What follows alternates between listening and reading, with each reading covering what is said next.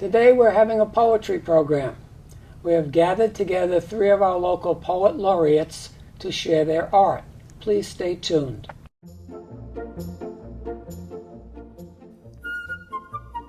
Welcome to The Better Part, a program that encompasses a diverse spectrum of topics important to our community, which we hope will both inform and entertain you. We invite you to sit back and enjoy the program.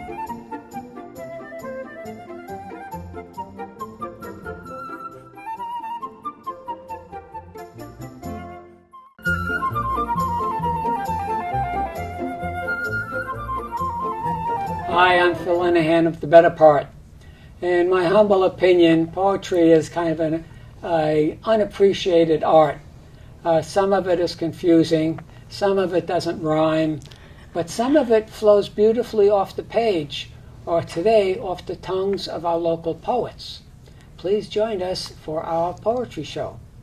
Our guests today are one, David Denny, the poet laureate from the city of Cupertino, Sally Ashton, the County of Santa Clara Poet Laureate, and Parthenia Hicks, the Los Gatos Poet Laureate. Would you, starting with you, Dave, a very brief description of what you do in real life, and then what do you do as a Poet Laureate? Yeah, thanks, Phil. Well, in real life, I teach English at De Anza College, and have for a couple of decades now. And in conjunction with that, I also write poetry, and we've brought some poems in to read today as well. Okay, Sally? I teach creative writing at San Jose State as well as in private workshops. I live in Los Gatos. I'm married, have 3 grown kids, and I'm happy to be here. Parthenia? I'm a freelance editor, and I also teach privately, and I am a beater and a jewelry maker. Oh, very nice. Well, let's get into what the program is all about today, poetry reading. So, David, we would like to start with you. Thank you, Phil. I brought a few poems to share today. Phil asked us to bring in a favorite poet of ours, and I brought in a legendary Tang Dynasty poet by the name of Li Po. Li Po was a Taoist, and he wrote a lot about nature, as many poets do. Li Po did something a little bit different, though. He wrote a lot about his drinking habit.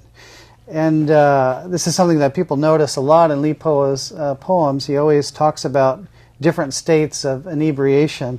And the idea here is that drinking is kind of a metaphor for transcendence, and that that combined with nature causes a kind of altered state, which may be what poetry is about anyway. So I'll start off with Li Po's Drinking in Moonlight, translated by David Young. I sit with my wine jar among flowers, blossoming trees, no one to drink with.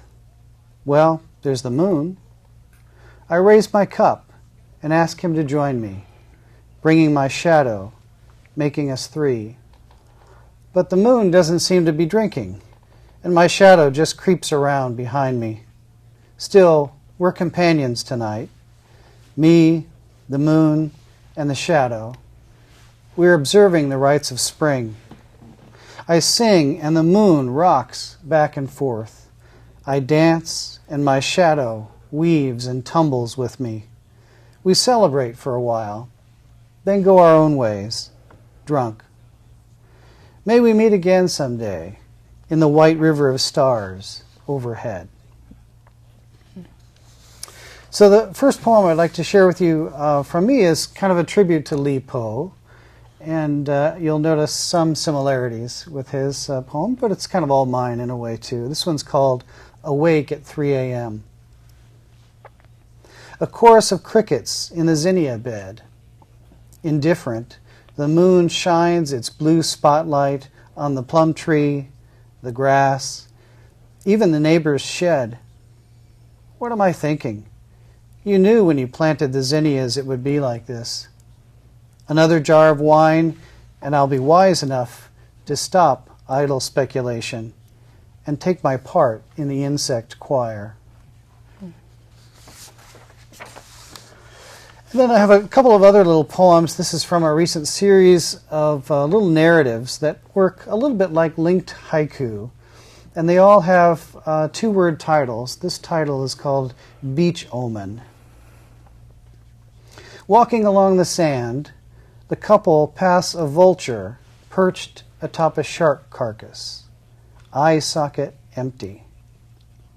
Later, on the way back, the vulture is gone, and the shark now lay split from jaw to gills. Look, she points to its pink heart, exposed, intact, not yet fly-ridden. How to divine that? Are we more vulture or shark, more air or sea, scavenger or predator? He scoops his fingers through the wet sand, opens his fist. A sand crab answers for him, digging backwards and downwards against his flesh, tickling his palm.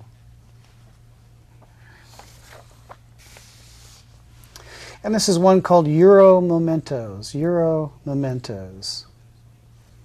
written after a vacation of mine. Shifting the contents of the satchel he uses to carry books and papers from class to class, he startles a bug beneath the folds near the seams. He drops the satchel, face open, and out tumbles 3 big cockroaches.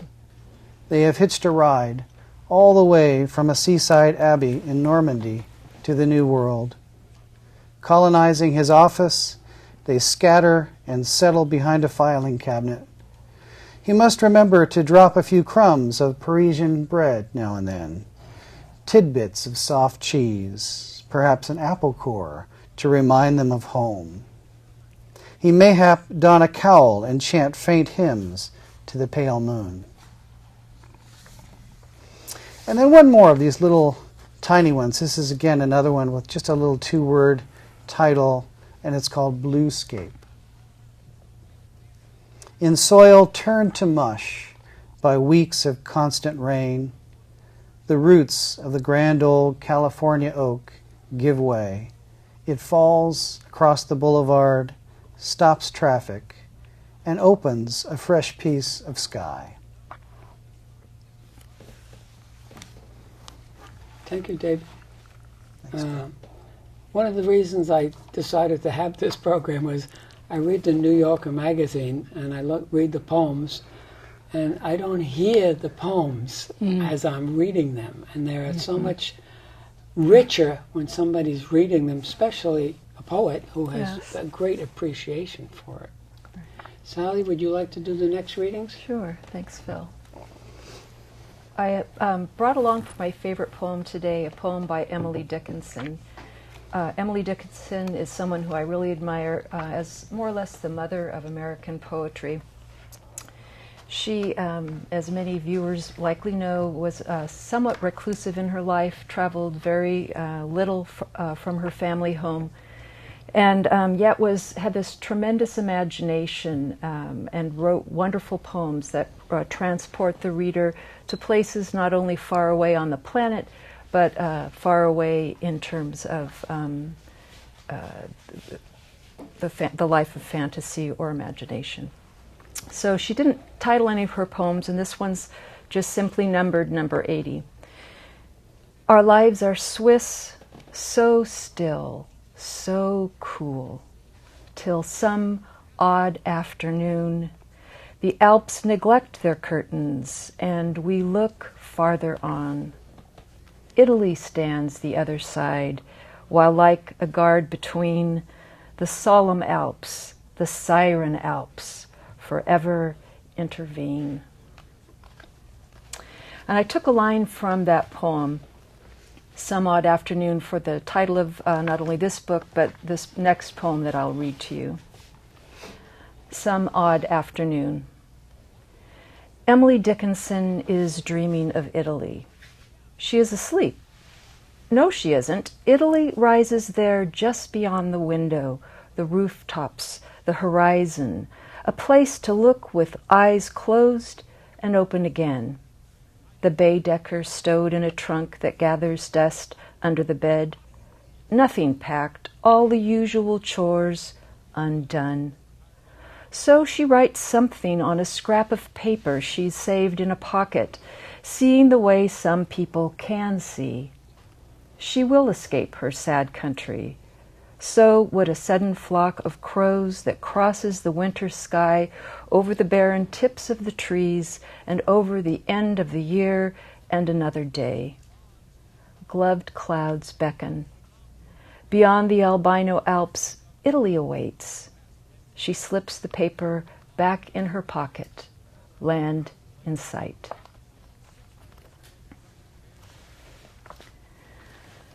And the next poem is a tribute to winter. It's entitled Snowfall. The furnace knows something. The thermostat on the wall registers complaints. Snow cloud blots out the sky one shade darker than the ground. I can't write by snowlight and covet lamps, cushions, must build a fire. This house, the animal I live inside, like some kind of parasite worked into its intestines, most unwilling to leave. In the driveway, the car awaits while the snow begins to bury it. It submerges with grace. Snow takes all. Yesterday's footprints forget themselves. The way out disappears. Now dark patches under the trees whiten, age before my eyes. Snow falls faster than the trees can release, so they gather winter in armfuls instead, convinced of the necessity. I continue to fall through whiteness that says, beautiful, beautiful, and in this can't be measured. The path to the woodpile unshovels itself, while summer plays on another screen in shades of sepia out on the porch. The snow doesn't fall. The ecstatic earth rushes to meet it, or the sky falls like the drift of the galaxy, and I have no shoes for this, only somewhere my mother's blue boots. Somewhere. I probably gave them away. Too bad the toboggan lies in the gully, the world filling itself with snow. And the last piece I'd like to read is in honor for some friends of mine who have lost their fathers this past year. It's something you never get over. The poem is entitled Diurnal. The sun performs its declensions, the moon its hyperbolic despair. The stars reclusive appear in silence, falter one by one, tarnished buttons lost from a dark jacket my father once wore, and a similar smell, a quiet wool shaped by smoke. He shouldered it in rain's coherency and against weighty night. Keys kept in one pocket, a stick of spearmint gum. But that was years ago. Like him, the world goes on about its mysteries, unraveling a season at a time. And what can be known of happiness turns up in a pocket forgotten, some small, extravagant surprise. Thank you. Thank you. While we have you on camera as an instructor, what advice would you give somebody who would like to start writing poetry and is afraid or it will be awful? What advice would you give any of our viewers? Right. I typically tell people who are interested in writing poems that they should write a poem. They should begin to write, but they should also begin to read and explore the world of poetry and to go to a poetry reading, maybe connect with a community group. But I think that all writing is writing. It's going towards your ability to express yourself in words. And in my introduction to creative writing class, I really emphasize non-stop writing. You just give yourself a topic and 5 minutes and you just write whatever comes to your mind. And it's a way to begin to learn how to process and how to get your thoughts and feelings onto paper and then show it to somebody, see what they say. That's the scary part. Yeah. I did hear if you want to be a writer, you have to write every day. Yeah. Yeah, you have to be committed to the practice. Okay. Definitely. Thank Yeah. you. Cynthia, can we hear your poems, please? Yes, thank you so much, Phil. I brought a favorite poem that is by Linda Hogan, who is a Native American writer and one of my favorite poets. This poem is The Way In, and I'm actually reading it today in honor of my grandmother, who was Cherokee, and she taught herself to read and then became a voracious reader, and so she is someone who has deeply inspired my writing career, and her birthday's coming up in a few days. The Way In. Sometimes the way to milk and honey is through the body. Sometimes the way is in a song. But there are 3 ways in the world: dangerous, wounding, and beauty. To enter stone, be water. To rise through hard earth, be plant, desiring sunlight, believing in water. To enter fire, be dry. To enter life, be food. And my first poem is the poem that I actually read at the interview for becoming Poet Laureate. And many of my friends insist that I wrote it just for the interview. But in fact, I live in a very beautiful place, Los Gatos, and I am really inspired by its beauty, so I had written it about 6 months previous to that. The Doves of Vasona.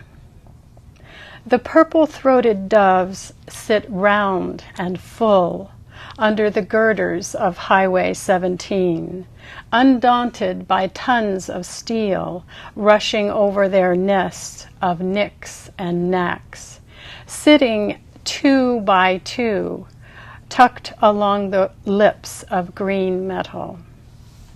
One slim white mother, speckled with large black spots, stands out from the smooth, soft gray. A spaniel of a dove. She eyes me warily, sizes me up, then flies to her raftered nest, lets me see the bobbing heads, their peeps and pulls.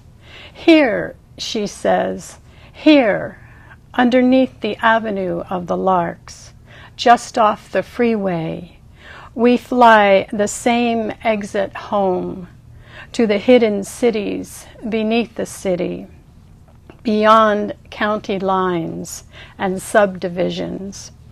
Here, she calls, here, to the walkers and cyclists, the joggers and the hypnotized drivers, to the poets who stumble in the dark, following the symphony of the Roo Cuckoo as it bounces off the beams in the chilly, chilly night.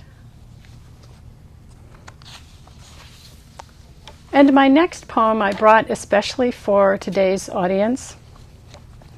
In a time of social media and Facebook, we're able to connect sometimes with people we don't necessarily want to reconnect with. I think the title says it all. The Old Lover Returns. The old lover returns, old now, a face nearly missed on the crowded pages of the screen. Forgiveness hangs in the air, like flame of fall sneaking into corners of August, shadows against a dimming light. Why does it hurt so much?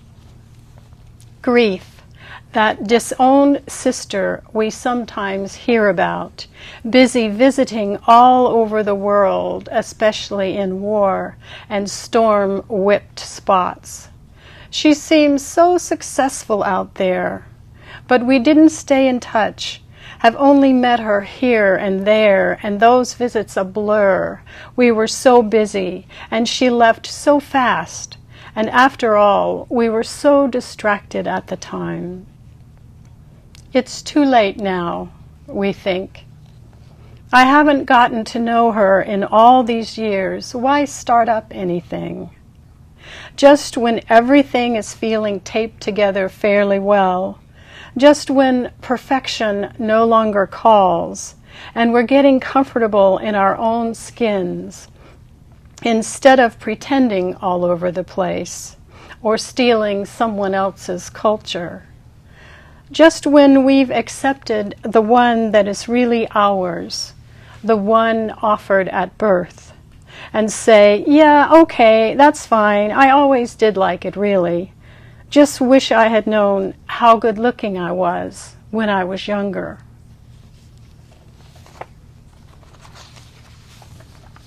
And my last poem, a tribute to winter.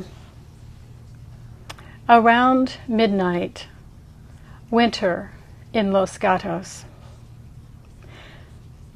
The winter inside slips out in small ways like deer whispering into town around midnight, under the frosted moon, hooves clicking on ice crystals.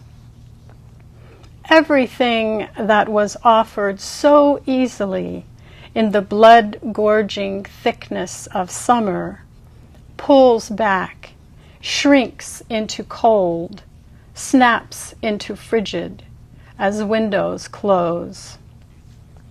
The herons edge across Vasona as the sun shuts itself down earlier and earlier.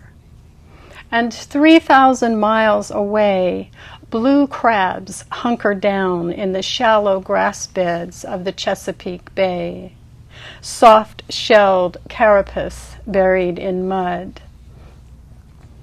Winter, winter hunts for the heart, lulls it to sleep, calls it to rest, patches it up in the shortest and darkest hours. Thank you, Britannia. You're welcome. All right, I assume all of you have published. Would you just say what your name of your book is and when you publish it in a brief description, Sally? Okay, so I actually have 3 books that I've had published. The shorter ones are called chapbooks. So the first one was called These Metallic Days. The second, and that was published in 2004. And then in 2009, I had Her Name is Juanita, which is a prose poem sequence, a little story about a donkey. And then the most recent full-length, Some Odd Afternoon, was the year 2010, the year after that. And then you do a lot of publishing in journals before you get the books out. Mm-hmm. So, David. Lots of journals and magazines as you sort of build up your confidence and get poems together. I also have a little chapbook called Plebeian on the Front Porch. It's published by Finishing Line Press. Mm-hmm. Thank you. Britannia? My most recent work is published in The Call, an anthology of women's poetry, and I have about 9 pieces in that, and that's published by Dragonfly Press. And then also in Sweet Obsession, which are poems that are about the work of local artist Lynn Powers, and I believe that Sally also has work in that anthology. Okay, are you involved in social media promoting your books and poems, David? Yeah, absolutely. Well, it's all about Facebook these days. So I have a Facebook page called Cupertino Poet Laureate, and that's where I post not only publications but events and activities like this one. So if anybody wants to check that out, they could like Cupertino Poet Laureate, and that gives all of the events and activities that I'm involved in. Okay, Sally? I have a blog for the Poet Laureate while I am the Poet Laureate of Santa Clara County, and it's called, and the URL is poetlaureateblog.org, and I list not only events that are coming up for myself, sometimes community events. I have links there that people can connect to, calendars in the area, and then I've also was posting a series of the favorite poems of people who live in the county. So you can find all of that at poetlaureateblog.org. Okay, I will post those up, or the editor will post those up at the end of the show. Parthenia? Yes, I'm on Facebook. I'm also on the Red Room, which is a place for writers, and that's a place where I blog. And you can find the Los Gatos Poet Laureate if you go to the Town of Los Gatos site and go to the library, and then the Poet Laureate will pop up, and that's where all of the events are listed. Where do our viewers find out about activities, poetry readings, and stuff like that, Parthenia? Well, all of the places that I just named, and then also the patch. We have our local patch who that is so supportive of poetry in Los Gatos, and some of the museums post our writings and readings, and my goodness, what else? Okay, David? All of our local papers, and then in Cupertino we have the Cupertino Scene, which will list anything that we've got, and then there are a couple of local websites. Yeah, I'd like to mention Poetry Center San Jose, which serves the broader county, and their website is pcsj.org. And San Jose State is also committed to offering really high caliber writers in all the genres. Their website is litart.org, and they run events, free events, all through the semesters. Well, I think we've run out of time, and it was a very enjoyable program. And I thank you for joining us. Thank you. I hope more people start reading poetry. I'm going to go back to my New Yorker, and I'm going to read the poems out loud. Good. Thank you very Great. much. Thank you. It's been a pleasure to be here. Thank you for watching us today. We hope you enjoyed the poetry. I did. See you next week on The Better Part.